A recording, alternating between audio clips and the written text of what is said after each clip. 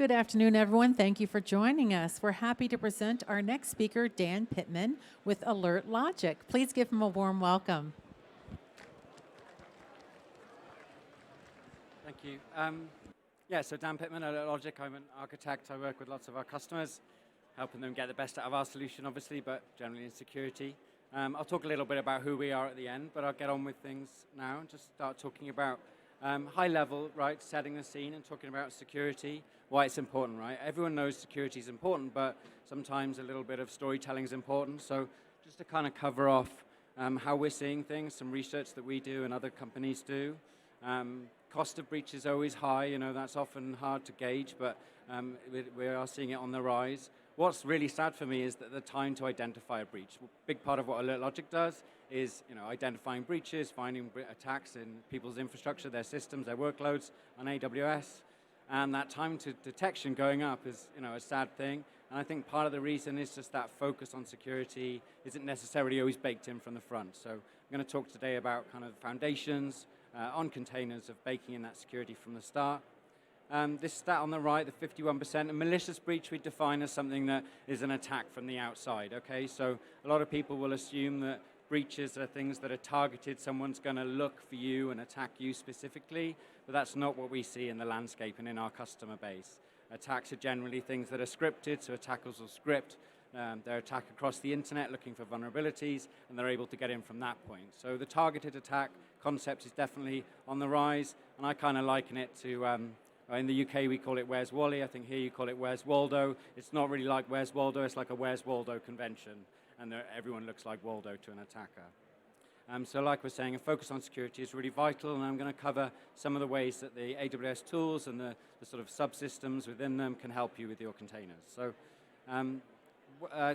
containers on the rise. Certainly from our customer base, we see containers and serverless as the two main things that are increasing. Often together, I think they both offer different things. If you're building out workloads, you're building out applications, but certainly containers is certainly one of the most common things we see in our customer estate, so we have a focus on that from a detection point of view.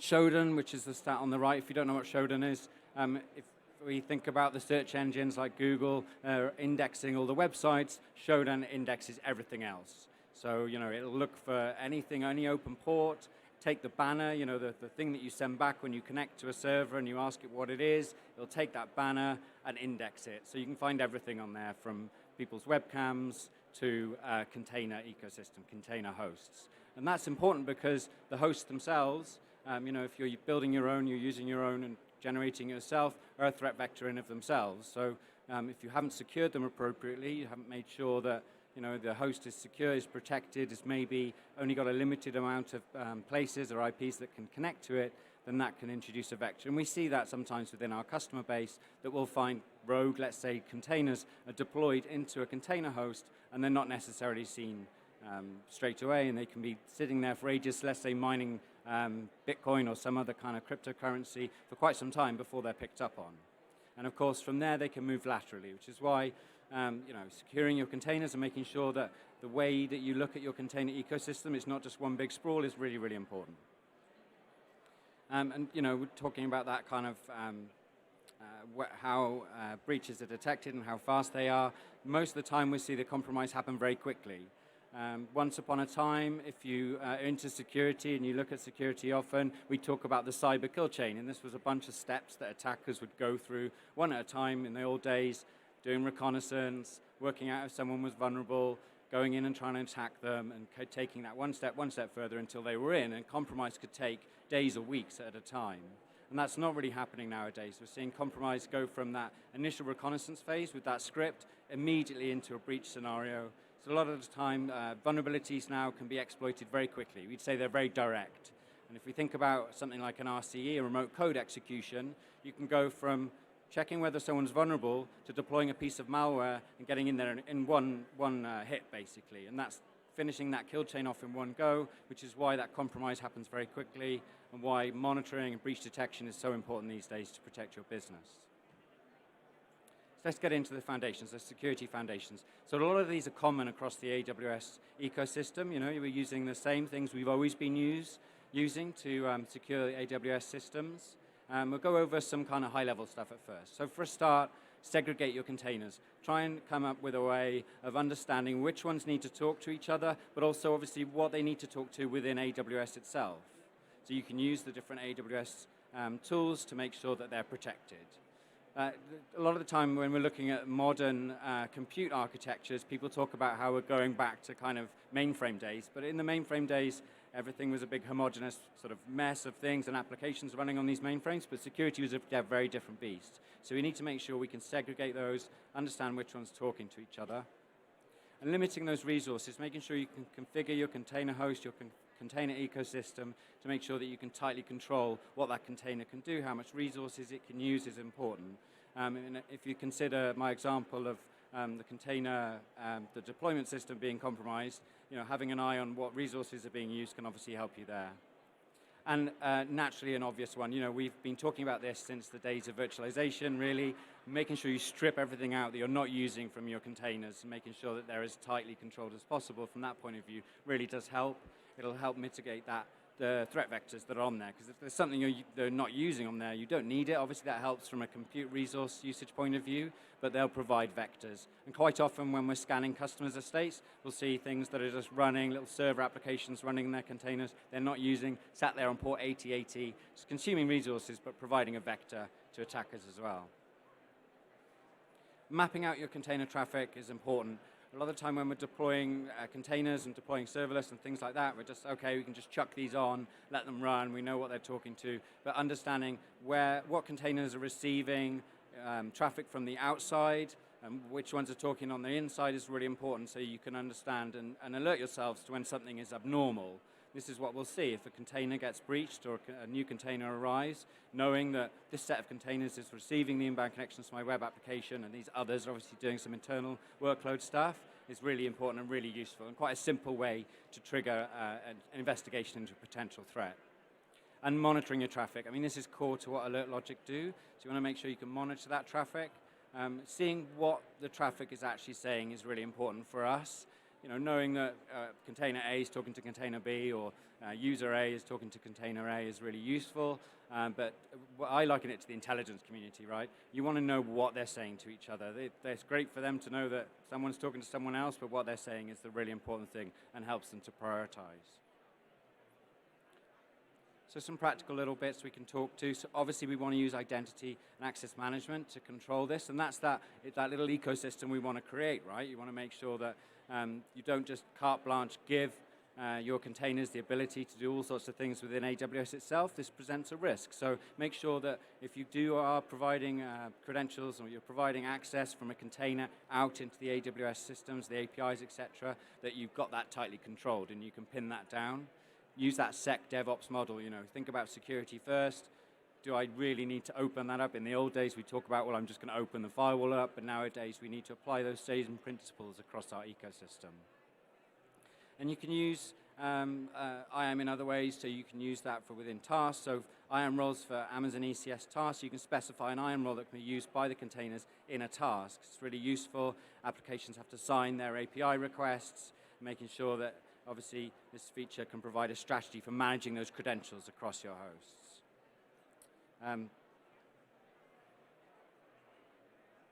Tagging. When I started off with using AWS and building systems on AWS, we kind of tended to use tagging for a lot of things. Say nowadays, really tagging's about understanding what things are.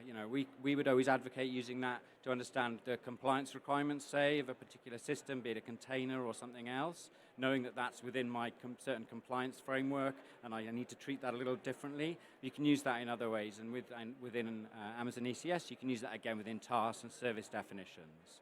So what I'm advocating is making sure that your assets, containers, and everything else are tagged appropriately so you know what version of things are on there, like I say, what compliance mandate they might be included in, what application they're used for, et cetera, and then you can use that within your pipeline, right? Have I got a new version of a container that applies to this batch of containers, and do I need to roll that out as part of my pipeline?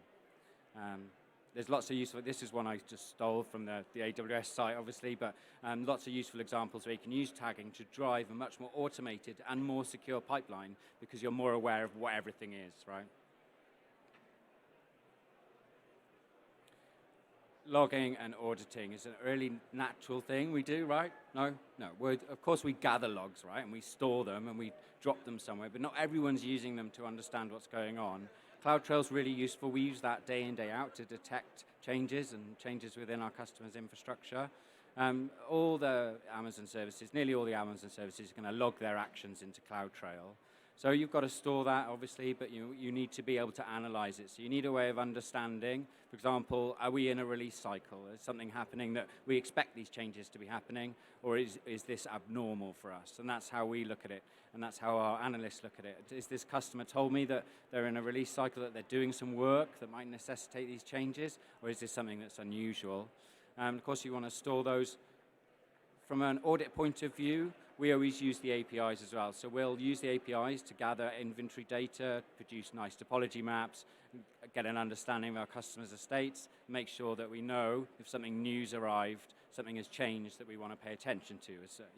Has a new container cropped up, has something been deployed, or has a security group changed or something like that. So these things are sort of really important for us.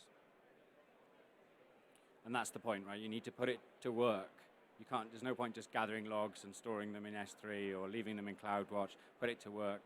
Make sure you can understand not just threats, but what are you exposed to? Is there a change that's happened that's providing a weakness? And there might be an authorized user making those changes. You're not necessarily going to be able to just say, okay, well, that guy or gal's working on my system. I know they're okay, so the change they've made is okay. You should have an audit and a list of things that are okay. Close to our hearts, obviously, AlertLogic fundamentally is a company that monitors our customers' estates for threats. We can use different AWS tools for that. We just did the new Identity and Access Management Analyzer. We can integrate with that now from day one, so we can pull that data across. Our analysts can use that to understand if there's a weakness, and we can present that as an exposure within our UI. The same for other things. So, for example, making sure we pull in guard duty and other things, but they're providing a fantastic picture across that spectrum, but there's more to it. So obviously the vulnerabilities that sit on your systems are another factor of it. The vulnerabilities that might lie in a container, we can talk about making sure you do pre-deployment scanning, but sometimes we'll see changes in containers in post-deployment. So you need to have both approach from monitoring your vulnerabilities point of view. And when you're monitoring the containers themselves, it's really important not to just monitor what's going in and out of your container host. So making sure you're understanding what's coming in and out, as I say, but what's going across those container hosts, the inter and intra-container traffic as we talked to.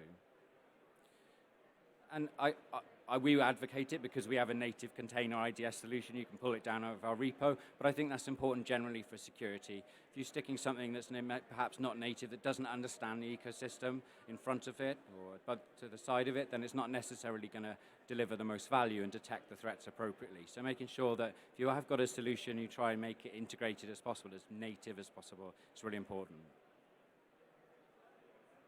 So if we're going to summarize what we're talking about here, really it's about implementing that implementing a least privilege approach. And not just least privilege, but least knowledge.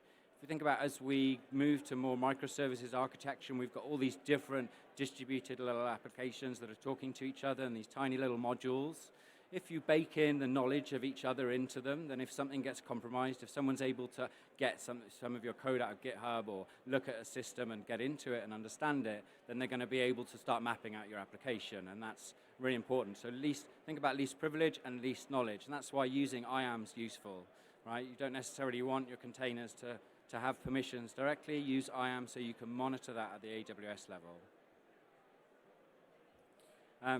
Don't eliminate long-term credentials is another important thing. Use certificates where possible. Use something that you can expire, that you can make sure that you understand whether or not this thing is relevant to the current application, and it's not just lying around for 10 years and sitting there for forever, presenting a risk, because those credentials can obviously leak, they can be spread around. We unfortunately do occasionally find people that have leaked credentials through a source control system or something like that, and so making sure you can refresh those are important. So I think security at scale, but as I say, think about DevOps being the kind of principle. A lot of time we talk about DevSecOps, but it implies that security is second for me. And so putting security first, baking it into your pipeline is what we're really talking about and what's really important. So protecting data is important, but you want to classify that data, okay? So we have a blended approach when we're looking at monitoring our customers. We make sure that, okay, over here you might have some sensitive data. We've classified that environment. We know it's compliant. It needs to be compliant for some mandate. It's got some sensitive data in it. Another environment over here, say a development environment, may not, and we can take a bit of a more efficient approach in there. Maintain visibility, of course, making sure we understand what's happening, but making sure that the bottom line is that we have visibility of things, and we're not just allowing things to run rampant. So very quickly about us, about Alert Logic. We're fundamentally a security operations center, but it kind of makes light of it when we talk about it in that sense. So behind that, there's a huge load of people, and that's what security is about. It's about people. Our data scientist, one of our data scientists talks about the war of the toys, and that really highlights it for me, the toys bit especially, because the attackers are enjoying themselves, right? They're not at work with a project manager sat over their shoulder doing their job. They're enjoying themselves, they're trying to infiltrate systems, and they're getting a buzz out of it, and you need to make sure that your people are too when it comes to security. And doing security at scale means you can do that. Having a diverse set of data means we can do that, which is where a lot of our value comes from. And it's the people that are important. You can see two of these boxes are just about people, whether that's our threat researchers working out the threat landscape, understanding how to detect new threats, building content, for example, or the people at the other side of the platform in our SOC, taking the output, triaging things, doing threat hunting. One of the things we talk about often is our structured data analysis team. And once upon a time, I was doing a talk, and I said how it was hard work for them because they get these big, massive data sets out of our platform that aren't fine-tuned content, and they have to trawl through them. And one of them corrected me afterwards, and he goes, no, that's the best bit of the job. Searching through data, using the tools that we give them to find threats and find new stuff is the best thing that they do all day, apparently. The platform's important. A lot of time now we're talking about security convergence and the convergence of lots of point products down into a platform, and having that platform that's cohesive, that's end-to-end, that means you can feed in context in one way, you can monitor data in the same way within the middle, and the output isn't always necessarily going to be tuned is really important for security. There's a whole load of stuff that happens for us before you get to the point where the IDS is tuned that enable us to detect threats very quickly on our platform, and that's because we can operate at scale. You can use machine learning, you can use lots of things to enable that as part of the platform, but ultimately machine learning itself isn't always a panacea for security. As I said, it's about human beings attacking systems that are built by other human beings, and that's really the crux of security and why technology isn't the only answer. It's a mix of these things that all work together. So that's me done. Some of the stuff that I've talked about today is based on an ebook that you can download off of our website. We work very closely with Amazon and AWS on that. We've got a few other ebooks. We've got interviews with our people in our SOC, so real people that work in our SOC and work in research and work in data science on our YouTube channel. So I do say check that out. It's really interesting. Not just a talking head like myself sat up here, but real people getting interviewed about their day jobs in security. And you can see lots of webinars on our Bright Talk channel. So I'm going to be hanging around here if you've got any questions, obviously, or if you want to shout at me now. But thanks very much for your time.